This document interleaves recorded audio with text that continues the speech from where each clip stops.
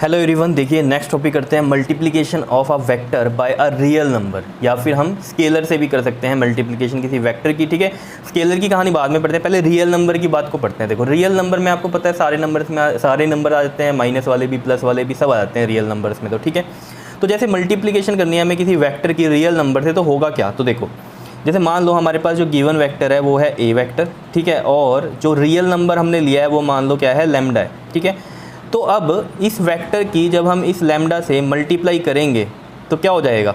देखो जब हमारे पास इस लैम्डा की हम इस ए से मल्टीप्लाई करेंगे तो क्या हुआ, तो जो नया वेक्टर आया इसका मैग्नीट्यूड जो है वो कितना टाइम्स ज़्यादा हो गया, पिछले वेक्टर के मैग्नीट्यूड से कितना ज़्यादा हो गया, लैम्डा टाइम्स ज़्यादा होगा। ठीक है, लैम्डा को मल्टीप्लाई कर दिया हमने ए वेक्टर से, तो मतलब क्या हुआ इसका कि जो मैग्नीट्यूड है नए वेक्टर का वो कितना टाइम्स ज़्यादा हो गया, मैग्नीट्यूड ए वेक्टर के मैग्नीट्यूड से कितना ज़्यादा हो गया, लैम्डा टाइम्स ज़्यादा हो गया। कितनी बात क्लियर है, इसको एग्जांपल से समझो। देखो जो नया वेक्टर है अब लैम्डा से मल्टीप्लाई किया, मतलब ये रियल नंबर हमने माना है। ठीक है, तो रियल नंबर अगर हमने माना है और ये प्लस का है तो मतलब जो इसकी डायरेक्शन है वो तो सेम रहेगी जो वेक्टर ए की है, लेकिन जो मैग्नीट्यूड है इसका वो कितना टाइम्स ज़्यादा हो जाएगा, लैम्डा टाइम्स हो जाएगा पिछले के मैग्नीट्यूड से। तो लैम्डा ए आ रहा है। जैसे कि एग्जांपल लो, जैसे मैं लैम्डा इसमें क्या कंसीडर कर लेता हूँ, 3 कंसीडर कर लेता हूँ। ठीक है, तो जो अब नया वेक्टर आएगा वो कितना आ जाएगा, 3 टाइम्स ऑफ ए आएगा, 3 टाइम्स ऑफ ए आएगा, और डायरेक्शन सेम रहेगी। मान लो ये ए वेक्टर था मेरे पास और बी वेक्टर क्या कितना आ गया, ये हमारे पास 3 टाइम्स ज़्यादा आएगा। बी वेक्टर है ये कितना ज़्यादा आ गया आपके पास, 3 टाइम्स ऑफ ए ज़्यादा है, तो ये मैंने लेंथ में ज़्यादा बनाया है। ठीक है, ऐसे ही अगर हमारे पास नेगेटिव हो नंबर, जैसे मान लो वेक्टर ए गिवन है हमारे पास और माइनस लैम्डा है, तो जो नया वेक्टर आएगा वो लैम्डा टाइम्स तो हो जाएगा मैग्नीट्यूड ए। ठीक है, लेकिन ये माइनस है साथ में, और माइनस का मतलब यहाँ क्या है कि इसकी जो डायरेक्शन होगी नए वेक्टर की वो क्या होगी, पहले वाले की डायरेक्शन से अपोजिट होगी। जैसे कि एग्जांपल लो, यहाँ पर हमने लैम्डा कंसीडर कर लिया कितना, मान लो -3, तो जो बी वेक्टर आ रहा है वो कितना आ रहेगा, -3a। अब 3 टाइम्स ऑफ ए तो है ही है मैग्नीट्यूड, लेकिन डायरेक्शन अलग हो जाएगी इसकी, वो कैसे अपोजिट कैसे होगी। देखो जैसे ये ए वेक्टर था, ठीक है, और जो बी वेक्टर बनेगा 3 टाइम्स तो ज़्यादा बन गया। ठीक है, जो बी वेक्टर था, लेकिन किस डायरेक्शन में है ये बताओ जल्दी से, अपोजिट डायरेक्शन में है। कैसी डायरेक्शन में है, अपोजिट में है, क्योंकि क्या है वहाँ पर -3a है। बताओ समझ में आया या नहीं आया, बताओ क्लियर है कहानी, बताओ ईजी है या नहीं है। यही सब चीज़ें हमने यहाँ पर लिख रखी हैं कि when we multiply a vector A by a real number, vector A को रियल नंबर से हमने मल्टीप्लाई किया, रियल नंबर क्या लिया, माना हमने lambda, then we get a new vector along the direction of vector A. New vector मिला हमें जिसकी डायरेक्शन किसके अलोंग है, वेक्टर ए के अलोंग है, and its magnitude becomes lambda times the magnitude of a given vector. और इसका जो मैग्नीट्यूड है वो कितना हो गया, 3 times of the magnitude of a given vector, यानी कि ए वेक्टर से। ठीक है, यही चीज़ हमने नेगेटिव में ली। Similarly if we multiply vector A with a negative real number, negative real number मतलब माइनस लैम्डा से किया, then we get a vector whose magnitude is lambda times ये the magnitude of a vector A, लेकिन but direction is opposite to the that vector of A. लेकिन direction क्या हो गई, ए से अपोजिट हो गई। क्या इतनी बात क्लियर है या नहीं है, बताओ समझ में आ रही है बात, क्या लिखा है हमने यहाँ पर। ठीक है, और यहाँ ये क्या है, माइनस है, समझ रहे हो। अब स्केलर की बात कर लेते हैं। देखो स्केलर में भी क्या है हमारे पास, देखो स्केलर में सिर्फ मैग्नीट्यूड ही होता है। ठीक है, तो वो भी रियल नंबर में ही कंसीडर होगा मैग्नीट्यूड भी। क्लियर है बात या नहीं। ठीक है, वो अलग बात है कि सारे उसमें प्लस में ही होंगे स्केलर में, क्योंकि सिर्फ मैग्नीट्यूड की ही बात होती है, लेकिन प्लस में ही लेते हैं। ठीक है, तो जैसे मान लो आपको ये तो पता ही है कि जो वेलोसिटी का फॉर्मूला होता है वो क्या होता है, डिस्प्लेसमेंट अपॉन में क्या होता है, टाइम होता है। ठीक है, और यहाँ से अगर हम डिस्प्लेसमेंट देखें तो क्या बनता है, वेलोसिटी इनटू में टाइम। वेलोसिटी क्या है, एक वेक्टर क्वांटिटी है, और टाइम क्या है, एक स्केलर क्वांटिटी है। तो यहाँ पर अगर वेलोसिटी की हम बात करें, वेक्टर क्वांटिटी है, उसको हम स्केलर से मल्टीप्लाई कर रहे हैं, यानी कि टाइम से मल्टीप्लाई कर रहे हैं, वेलोसिटी को टाइम से मल्टीप्लाई कर रहे हैं, then we will get a displacement vector. Displacement vector मिलेगा हमें किस डायरेक्शन में, जिस डायरेक्शन में वेलोसिटी का वेक्टर है। कितनी बात क्लियर है या नहीं है, बताओ।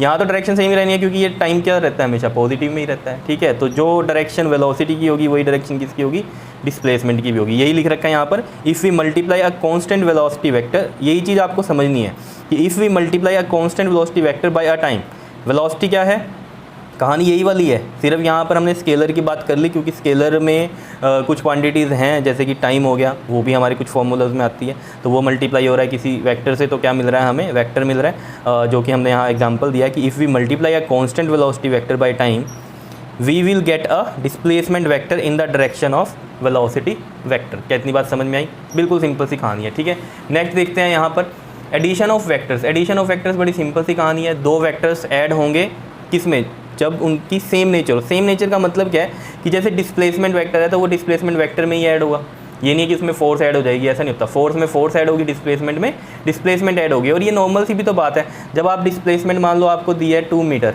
और एक दूसरी भी दे रखी है आपको फोर्स 2 न्यूटन की, तो क्या आप इनको ऐड कर सकते हो? नहीं कर सकते ना।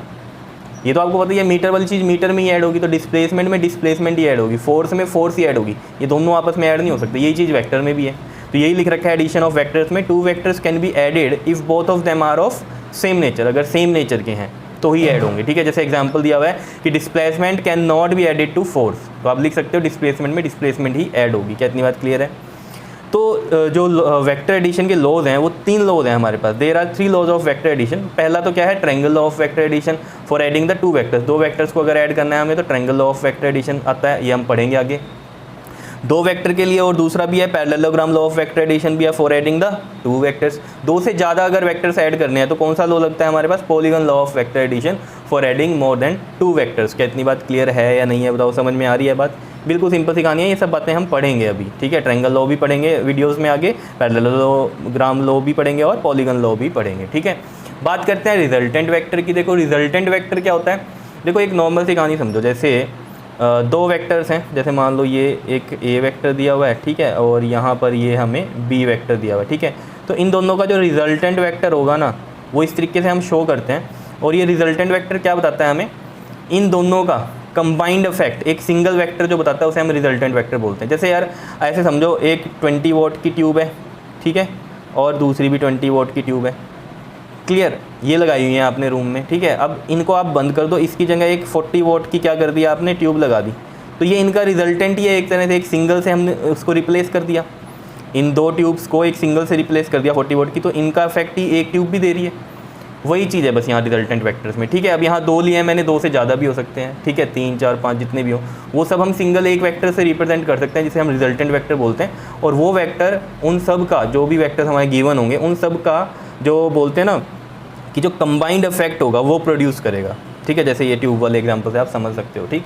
तो यही सब लिखा हुआ है, द रिजल्टेंट वेक्टर ऑफ 2 और more vectors is defined as the single vector, single vector से डिफाइन करते हैं हम, ठीक है, which produces the same effect as 2 और मोर वेक्टर्स कंबाइंडली प्रोड्यूस, जो कि प्रोड्यूस करता है सेम इफेक्ट जो कि 2 वाले प्रोड्यूस करेंगे कंबाइंड, या अगर 2 से ज़्यादा हैं तो उन सब का भी एक सिंगल ही कंबाइंड इफेक्ट प्रोड्यूस करता है। क्या इतनी बात क्लियर है या नहीं है, बताओ, समझ में आ गई कहानी, ठीक है। तो ये कुछ बेसिक्स बातें थी आपकी जो आगे यूज़ होने वाली हैं, ठीक है। तो ये सब के बिना आगे बढ़ना कोई फ़ायदे की बात नहीं है, ठीक है ना। तो ये सब मैं इसलिए आपको बता रहा हूँ, बिल्कुल शुरू से बेसिक्स से बिल्कुल कर रहे हैं, ताकि आपको कोई भी पॉइंट हो, कोई भी दिक्कत ना आए कि ये चीज़ रह गई हमारी, ये नहीं हुआ, समझ रहे हो। तो नेक्स्ट टॉपिक हमारा होगा ट्रायंगल ऑफ वेक्टर एडिशन, उसको करेंगे, क्लियर, ओके जी, थैंक यू।